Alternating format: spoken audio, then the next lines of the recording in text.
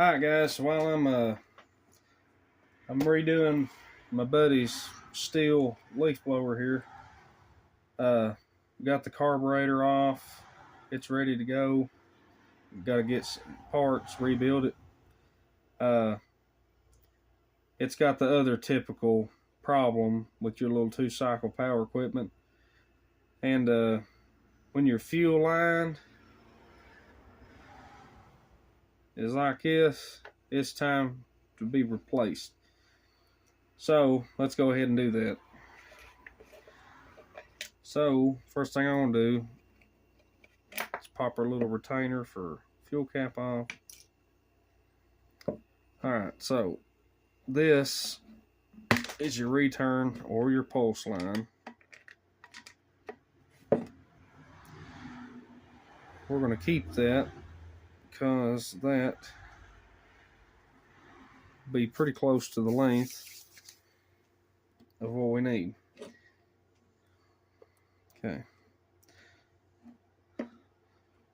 One of your biggest problems is right here on these tanks that don't have a grommet style, is these stupid lines when they harden up and they tend to shrink, they leak right in there. They're horrible about that.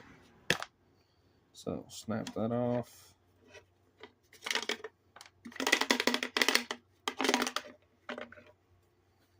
Alright, there's our filter.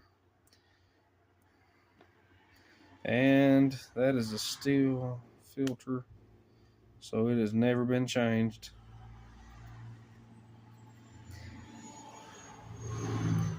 I see some junk in it. Something that nobody ever does on these 2 cycles, because it's a little bit dirty and it's kind of a pain. Can be a pain. You need to change these filters and these fuel tanks for these 2 cycles periodically, just like any other filter. That's probably the most neglected thing in the world, but you need to do that periodically. Saws, weed eaters, blowers, hedgers, whatever. So, got some brand new line. So, let's go ahead and roughly I'm going to measure out about the same. Doesn't have to be exact. Alright. There's our vent line. Do the same for the filter. And this don't have to be exact, just get it close. Sometimes you need to do a little bit of modifying from the factory. Sometimes they get them perfect. Sometimes they're not so perfect. Brand new filter. So, this tank is small enough to where this piece of line will be adequate. But if you have a big tank, or if it's on the opposite side from the filler cap, that big long piece of fuel line that I had, you want to leave that together. I mean, you can have a couple feet of fuel line. That way, if you do have to go in on this opposite side, that you can feed that line through to get your filter on. Then you can pull it back through, get your proper length, and then snip it off. But on this tank, it's going to be fine. I've got enough room. So, the easiest way to get this thing through there is snip that end on an angle. Now, if it's really going to be a fighter, you can keep on coming back with this. But again, make sure you give yourself enough room to where you can get that line in there. And when you do this, you're not shorting yourself. So we're just going to feed this through. Get my hook. Work with it. All right. Keep coming a little bit more.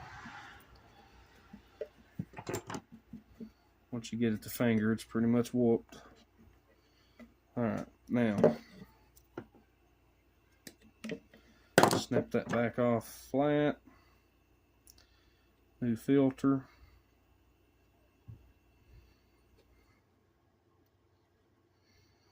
And you want to get these to where they fit snug. If they're not snug, you got the wrong one. You want a good, tight fit and seal. Like that.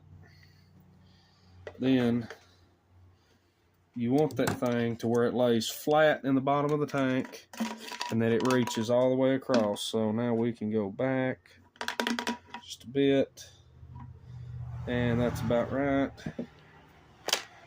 Alright, then on our vent, same thing. Now on this vent line, one little thing that helps you, you don't have to snip this back off flat because it's just in there. There ain't nothing attached to it.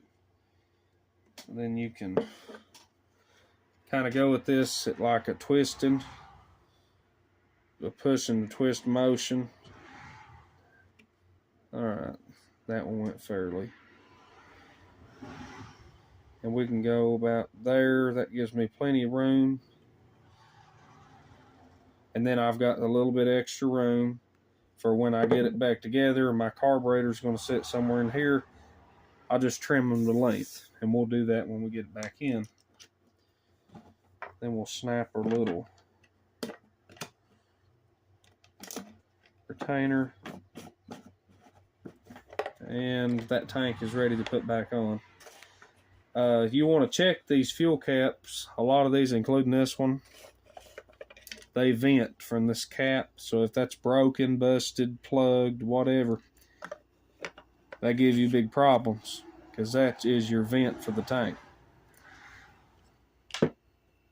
And you always want to check it. Always inspect. I've got some more cleaning up to do on this one. I cleaned off my little area here. But always inspect these things. Make sure that they're not leaking. This one was not leaking, but we'll still check it. You know, don't take chances. And that's pretty much universal to any of your machines. Your Echoes and your Steels, they have a grommet built into some of the newer ones that just one big plug-in. It's pretty easy, but it's not that bad of a job. You always want to keep up and check your lines on your machine, because when they get old and worn out like them junkers, that's going to give you problems. And again, right here, you want to make sure that you use the proper size line, because if you don't, it's going to leak fuel. Because this is what, I mean, that's all you've got between your seal, between your lines and your tank.